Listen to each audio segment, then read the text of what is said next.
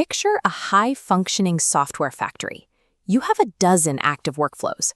Multiple specialized AI agents pass data back and forth, turning ideas into polished code, structured data, and content every single day. The final output is flawless. You obsessively measure those final products. You run evaluations. You instrument your applications with traces. You inspect every piece of data that comes off the assembly line to ensure absolute perfection. But there is a blind spot. You never point the diagnostic tools at the factory floor itself.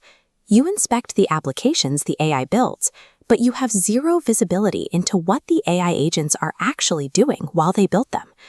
Relying solely on the quality of a final product creates a dangerous illusion. If you trust the output without verifying the internal steps the tools took to get there, you have no actual idea how efficiently your system is operating. We need to talk about the macro environment. The companies building these frontier AI models are actively running out of compute power. You can see the symptoms everywhere. OpenAI canceled the release of their Sora video model because they needed the servers. Anthropic is quietly cutting usage limits during peak hours. As a developer, you feel the squeeze immediately. You can curate your skills perfectly. You can refuse to run unnecessary server connections, and yet the token budget that used to comfortably last all week is suddenly maxing out in days. Now providers are taking it a step further. If you use a third-party development harness on a standard subscription, they are starting to block your access. You are forced into a strict pay-as-you-go model. AI tokens are now a heavily guarded, finite resource. If you want your workflows to survive the squeeze, you have to find and eliminate the invisible waste hiding in your system before your budget evaporates entirely. To find that waste, you have to observe the agents themselves. Claude Code has built-in open telemetry, OTel, which you can route directly into an external diagnostic tool like LangFuse. The moment you wire those signals and open the first trace, the timeline lights up. In a single 30-second window, you find 2 yellow warning badges, roughly 277,000 wasted tokens. When you prompt the agent to explain the warnings, it confidently dismisses them. It tells you this is expected behavior. The tool hit a token limit, so the agent simply reread the file in chunks, and the workflow finished successfully. Here is what actually happened.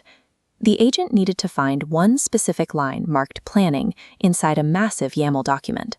Instead of searching, it loaded the entire 10,000 token file into its context window. AI agents are inherently unreliable narrators of their own efficiency. Their programming conflates task completion with operational success. If the code compiles, the agent believes the process was perfect, regardless of how much fuel it burned. To understand why a 10,000 token file is so destructive, you have to look at the mathematical reality of sequential context windows. Tokens loaded early do not incur a simple one-time cost.